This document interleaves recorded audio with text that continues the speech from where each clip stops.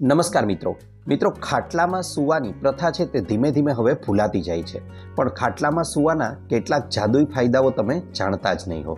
ચાલો જણાવી દઉં. મિત્રો, જ્યારે ખાટલામાં સૂવાનો આગ્રહ રાખવામાં આવે છે ને, ત્યારે સૌથી મોટો ફાયદો એ થાય છે કે જમ્યા બાદ તમે જ્યારે ખાટલામાં સૂવો છો ત્યારે તમારા પેટનો ભાગ છે તે નીચે ગોલાઈ સ્વરૂપે રહે છે, એટલે કે તે નીચો આવી જાય છે અને માથાનો અને પગનો ભાગ ઊંચો રહે છે. આ માટે એક જૂનું વિજ્ઞાન આમાં છુપાયેલું છે, કારણ કે જમ્યા પછી આપણા પેટને સૌથી વધારે લોહીની જરૂર હોય છે અને તેનાથી યોગ્ય ખોરાકનું પાચન થઈ શકે છે.